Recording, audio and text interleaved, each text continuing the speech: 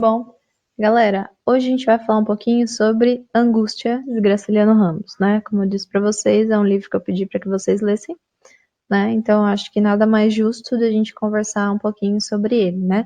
Nós já falamos sobre Vidas Secas, nós já falamos aí um pouquinho sobre os poemas de João Cabral de Melo Neto, e eu acho que falar de Angústia é tão importante quanto as outras obras que nós já falamos, certo? Mesmo porque, né, Graciliano Ramos tem aí um lugar especial no nosso coração, né? Por sua estética, por sua genialidade, pelo modo como ele escreve seus romances, né? Pela abordagem do romance, né? Essa ideia de romance engajador, que nos faz pensar, que nos faz refletir, né? E por todo o trabalho estético aí que tem a obra de Graciliano Ramos, então é justíssimo que nós falemos sobre ele, certo? Então tudo bem? Fica ligadinho aí? Bora lá. Vamos lá, gente. Vamos falar um pouquinho sobre Angústia, né? O romance Angústia foi publicado em 1936, tá? 1936 é um ano bastante importante e trágico na vida de Graciliano, né? Porque Graciliano Ramos é preso nesse mesmo ano, porque ele tem aí grandes desavenças com o governo de Getúlio Vargas. Então ele é preso e nessa prisão ele vai escrever Memórias de um Cárcer, né? Que é outro aí romance importantíssimo do autor, certo? Então Angústia é como se fosse aí um reflexo sobre o momento aí que Graciliano, como o próprio autor, tá? Está vivendo em 1936, né, nessa geração de 30, e todos os seus anseios que são passados aí para dentro do romance, certo? Então é um romance bastante importante na vida artística, né, do Graciliano, justamente por isso, né? Como se fosse aí um divisor de águas, né, para a vida de Graciliano Ramos, certo? Belezinha? Então bora lá. Então vamos retomar um pouquinho rapidinho, né? Sei que vocês estão cansados de modernismo, né? Então, o romance de Graciliano Ramos foi publicado lá na geração de 30 e 40, né? Aquela fase do modernismo que a gente já viu, já conversou sobre ela, né? E aí, gente, esse momento histórico, né, entre 30 e 40, né, as décadas de 30 e 40, né, são bastante importantes para o Brasil, porque é a era do romance brasileiro, tá? Nesse momento, nós temos aí o boom do nosso romance, certo? Por quê? Porque aí começam a sair os grandes autores, né? O desenvolvimento dos grandes autores em pauta, romances engajados, romances de denúncia social, né? Enfim, crítica social, entre outros tipos de romance, né? E a gente tem dois tipos de romance que têm bastante importância nesse momento, não significa que não tenham outros, tá? Mas nós temos aí o romance regionalista, né, que é marcado principalmente por Graciliano Ramos, mas nós temos também Raquel de Queiroz com o romance O 15, né, e nós temos outros autores também, e o romance psicológico, que a gente pode citar aí Clarice Lispector, né, a gente já leu aquele conto, né, Perdoando Deus, não é um romance, mas tem esse caráter aí psicológico que a Clarice Lispector consegue trabalhar com maestria dentro dos seus grandes obras, certo? Tudo bem, belezinha? E aí a gente está num contexto bastante conturbado, né? Nós estamos aí na era Vargas, certo? As pessoas estão bastante insatisfeitas, principalmente os intelectuais, certo? Então isso gera aí um desconforto bastante grande, mas que tem aí, em alguns momentos, né, coisas positivas, né? A partir desse momento, nós temos aí romances muito engajados, né? O que é um romance engajado? O romance engajado é aquele que faz o leitor refletir, certo? Então, a partir do momento que o leitor está lendo aquele texto, né?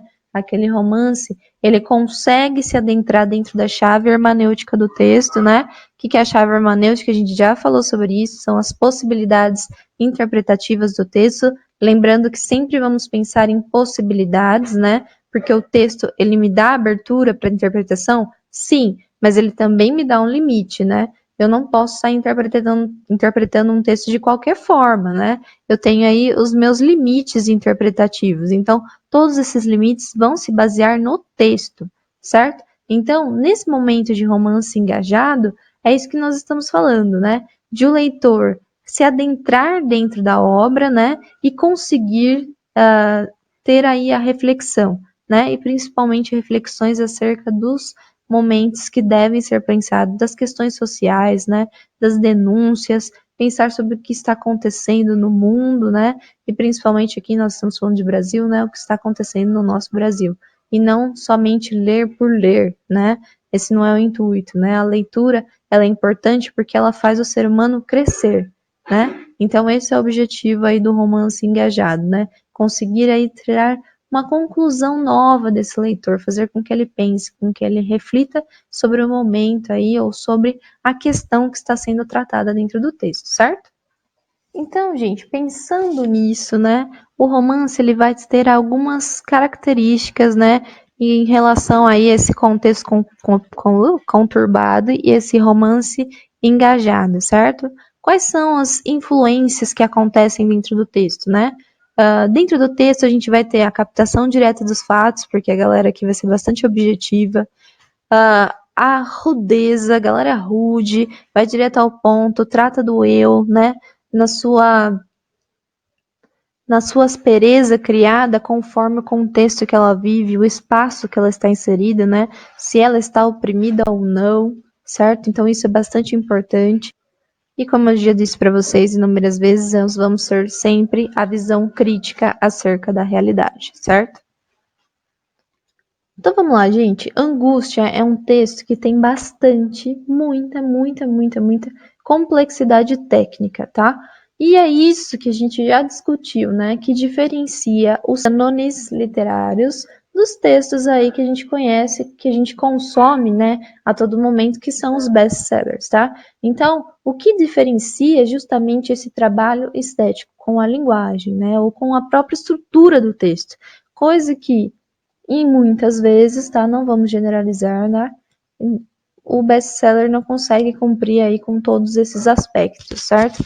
Não significa que seja ruim, tá? Nunca vamos falar que é ruim, porque em alguns casos, em muitos casos, vamos por assim dizer, né? O best-seller consegue atingir várias vertentes, principalmente em relação ao conteúdo, né?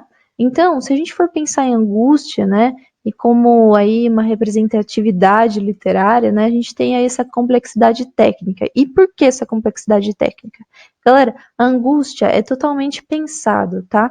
Desde sua criação, né, desde sua criação como ficção, até a sua criação como linguagem, tá? Eu não sei se vocês já começaram a ler, espero que sim, né? Quando nós estamos lendo angústia, nós sentimos uma angústia, né? O texto é bastante difícil de ler, né? E muitas vezes a gente se perde naquilo, né? Você não sabe mais o que está falando. E por que que é isso? É à toa? Não, não é à toa, porque é Graciliano Ramos, entendeu? Graciliano Ramos escreve dessa forma, forma a linguagem dessa maneira, porque ele quer que nós sintamos a mesma angústia que essa personagem sente, tá? Então, muitas vezes a gente não compreende e começa a dar uma sensação ruim na gente, porque o narrador quer que a gente sinta aquilo. E para a gente sentir aquilo, como a gente não está vendo o que está acontecendo com a personagem, nós estamos imaginando, o que acontece? Ele tem que dar um jeito, né? E o jeito que ele arruma, né, de forma aí primorosa, é trabalhar esteticamente a linguagem de forma sinestésica, ou seja, né, com aqueles sentidos, né, do nosso corpo, para que a gente sinta de fato aquilo que a personagem está passando, certo? Então, esse é o caráter aí de uma obra que nós chamamos aí como obra célebre literária, certo? Essa é a diferença aí entre uma obra cânone e uma obra aí best-seller, tudo bem? E aí, como vocês sabem, né, nós temos o foco narrativo em primeira pessoa, né, o que ainda facilita mais ainda essa criação de angústia, né, porque nós estamos falando aí de uma subjetividade, né, e a subjetividade ela é bastante complexa, né, se fosse um narrador em terceira pessoa que só estivesse contando a história, seria, assim, um pouco mais difícil criar essa sensação que cria no leitor, né, então colocar uma personagem em primeira pessoa que está sofrendo e que nos faz sofrer é muito mais fácil esteticamente para que nós sintamos isso, né? E aí nós temos aí um protagonista, né? Uma protagonista que sofre de duas maneiras, né? Então nós temos aí um conflito dúbio. Que tipo de conflito dúbio? Nós temos um conflito interno, que é em relação desse eu com o seu próprio eu, né? E em relação do eu com o próprio mundo. Então, um conflito externo, do eu para com o mundo, tá? E do eu para consigo mesmo. Então, esse eu sofre de diversas maneiras, né? Ou nas suas crises existenciais, né? Nos seus anseios aí, nas suas problemáticas na sua autoanálise, né? Ou na sua reflexão acerca do mundo. Então, é uma personagem que vai sofrer aí nos dois sentidos, tanto no interno quanto no externo, certo? Então aí nós temos a personagem principal, né, que é Luiz da Silva. Ele é o protagonista da história. Espero que vocês estejam lendo e percebam isso, que é muito fácil perceber, né? E essa personagem, gente, ela vive uma vida como se fosse um estigma, né? O que é um estigma? É uma vida destinada, uma vida que está marcada na pele. Então, aquela angústia está predestinada para a vida dessa personagem. Ele não consegue se desvincular, né? Dessa fortuna, né, que significa destino, ele não consegue se desvincular com isso.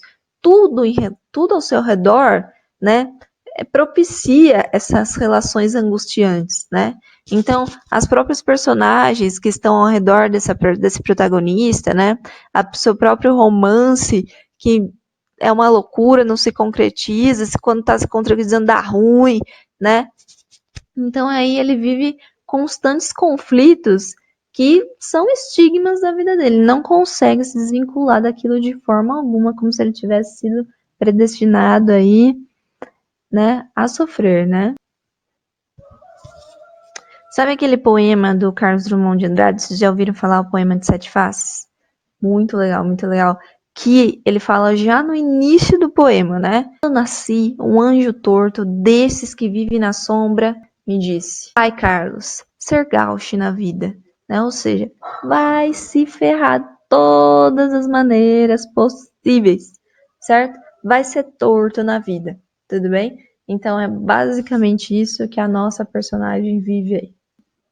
Então, gente, angústia, né? A própria palavra angústia, ela tem uma plurissignificação, né? Não só um significado. Nós temos aí diversos significados dentro do romance, certo? Então, da sua própria escrita, a angústia ela é sempre uma constante, assim como a seca, né? Em Vidas Secas, é uma constante, é praticamente aí uma personagem que oprime essa outra, né, a protagonista, tá? Então é uma constante, ela está sempre ali. Essa personagem nunca consegue se desvincular da angústia, certo? Nós temos aí um pessimismo mórbido, né? Quase relacionado à morte, né? Essa personagem ela não consegue em nenhum momento se desvincular daquilo. Ela é extremamente negativa em relação às coisas que acontecem com ela, em relação ao mundo afora, né? Nós temos aí a angústia na própria escrita, que eu já falei para vocês, tá? Que é um trabalho estético, não é uma coisa que está aí só por estar, né? Nós temos uma angústia com o próprio governo, e isso aparece dentro da obra, né? Com o governo Vargas. Nós temos essa angústia que é trabalhada aí pelos excessos de linguagem, por personagens que falam demais, e aí a própria protagonista não quer mais ouvir essas personagens, né? Porque ele começa a se sentir sufocado, né? Então, para vocês verem, é como uma palavrinha só, inclusive, né? A palavra que abre esse romance é tão plurissignificativa dentro do próprio texto, né? Ela não está ali de graça, né? Ela não está ali sem, né, nenhum motivo. E aí, galera, eu trouxe para vocês um livrinho aqui, um pedacinho do livro que vai... Tá derrubando tudo. Que vai ilustrar aí, né, essa sensação de angústia, de você pensar que você não está no lugar que você deveria estar, né, de você sentir fora do seu contexto, tanto mundano como existencial, né? Então vamos lá ver um pedacinho. Estava no entorpecimento estúpido. Tive a impressão extravagante de que o ar havia tomado, de repente, a consistência mole e pegajosa de goma arábica. Pode olhar, gente, os adjetivos também são bastante exagerados, né? Para justamente criar essa sensação no leitor, tá? Nesse ambiente gelatinoso, Maria se movia, nadava, desesperadamente bonita, desesperadamente bonita. E aí eu trouxe para vocês um trechinho também, tá? De um crítico literário importantíssimo, que é Antônio Cândido, tá?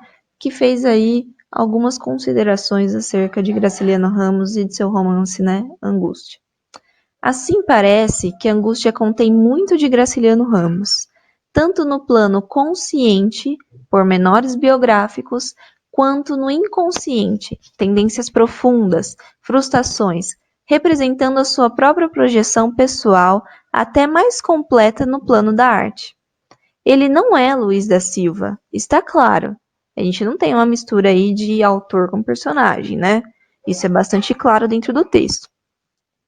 Mas Luiz da Silva é um pouco o resultado do que nele foi pisado e reprimido, e representa na obra o ponto extremo da ficção, o máximo que obteve na conciliação do desejo de desvendar-se com a tendência de reprimir-se, que deixará brevemente ao lado a fim de se lançar na confissão pura e simples, né? Como eu falei para vocês, né? A complexidade do romance, ela não se basta, né, somente no plano da ficção, né? Mas nós temos aí uma relação profunda entre o próprio autor, o próprio narrador, né? Então são constantes que são de suma importância dentro do texto, né? E que formam aí o caráter estético, né, e representativo da obra de Graciliano Ramos. Então, gente, outro fator que nos gera essa imagem angustiante, né, que nos gera essa sensação de angústia, é justamente porque quando nós estamos pensando, principalmente quando nós estamos pensando sobre nós mesmos, né, nós estamos fazendo aí uma autorreflexão, o que acontece, né? Nós temos aí um fluxo de pensamento, né? Se nós estamos falando de fluxo de pensamento, nós vamos ter aí o pensamento linear, que é aquele pensamento retinho, né? No caso aqui não ficou reto, né? Mas porque o pincel não ajuda, tá? Mas finge que é retinho, tá bom, gente? Aquele pensamento da lógica, né? Certo? Que a gente tem todas as informações certinhas, certo? Quando nós estamos falando, né, de um romance em primeira pessoa, principalmente que vai trabalhar essa parte psicológica, né, de fluxo de pensamento, o que acontece? Né? Principalmente quando a gente tem reflexões póstumas não, desculpa, anteriores, né? De infância, de momentos passados, né? Que são momentos que a gente volta para refletir a nossa própria existência ou para conseguir compreender aquilo que aconteceu com a gente, né? Nosso pensamento é assim, tá linear, de repente faz assim, de repente volta a ser linear, faz assim, certo? É uma bagunça. E aí tem toda uma espiral, certo? Então, imagina tudo isso dentro do romance, né? Por isso que nós não conseguimos, de cara, entender o que está acontecendo, né? Porque o fluxo de pensamento, por exemplo, você está na escola, e aí você está assistindo a aula. Tudo bem, você está prestando atenção na aula, e na sua cabeça, de repente, começa, nossa, eu tenho que fazer tal coisa. Ou começa a pensar, putz, eu briguei com o crush ontem. Nossa, eu conheci uma menina tão da hora ontem, eu conheci um menino tão legal. Será que vai rolar? Certo, você está na aula, você está só pensando na aula. Mas o que acontece? Olha o fluxo de pensamento, fazendo todo um milhão de curvas, né? Onde era para você estar num pensamento linear, retinho, só prestando atenção na aula. Não, você está pensando em inúmeras coisas, certo? Então, por isso aí que esse romance é um pouco complexo na compreensão, certo? Principalmente por isso aqui, né? As buscas do eu, né? As nossas constantes crises existenciais, né? Outra coisa, gente, em relação ao tempo, nós temos marcas que indicam, né, um tempo cronológico. No entanto, como nós estamos falando aí de fluxo de pensamento, o que acontece? Esse tempo psicológico se difunde aqui no meio do cronológico, né? Então, parece que os dois estão misturados, né? Que eles são dependentes, um depende do outro. A gente não consegue aí separar, porque como ele está pensando, ele está refletindo, né? Há essa mistura aí, tanto do tempo cronológico, que são as marcações de tempo que a gente consegue depreender, né? E esse tempo psicológico aí, que é o fluxo de pensamento, essa loucura que é a nossa cabeça, certo? Então, dentro do romance, a gente tem aí essas misturas, certo? E aí, a gente pode pensar em outro contexto, galera. Eu já falei para vocês de modernidade líquida, tá? Quem não leu, Não precisa ler tudo, tá? Mas se você jogar lá no Google, vai ter aspectos importantes do texto aí que você deveria saber, inclusive que você pode citar, né? Que podem te ajudar aí na criação de uma redação, certo? Então, esse texto Modernidade Líquida é do Bauman, que vai ficar bem feio. Quem tiver toque, me desculpa, certo? É um texto do Bauman, que vai falar aí sobre as relações sociais, né? E como as coisas são efêmeras e passageiras, né? Principalmente as relações entre as pessoas, tá? E isso acontece aqui também, tudo bem? Por quê? Porque as relações deles com as dele não, do protagonista, né? São tão conturbadas que até o seu romance é conturbado, né? Então, esse romance, ele é efêmero, ele é passageiro, né? Ele não consegue consumar aquilo, né? Justamente pelo seu eu em crise, né? Pelas pessoas em crise, todo mundo tá em crise, aquela coisa nebulosa ali, né? E aí nós temos aí um amor como redenção desse sujeito, né? Como se fosse aí a última alternativa para esse sujeito sair daquela situação, né, que ele vive constante, mas que ele não consegue sair, né? O amor para esse sujeito, galera, é quase ganhar na loteria, certo? Então aqui seria aí quase como ganhar na loteria. Ou seja, gente, possibilidades mínimas, né? Possibilidades aí quase assim intangíveis, desculpa, de você conseguir consumar seu romance para ser a sua própria salvação. Certinho?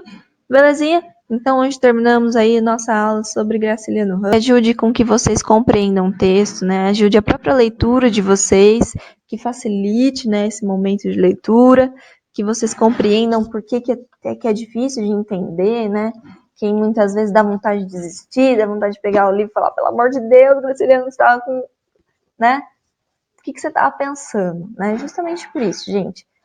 Se a literatura fosse fácil, ela não seria tão complexa, né? E a gente não teria que se adentrar tanto dentro dela para compreender, tá? E é isso que deixa ela mais mágica do que ela é.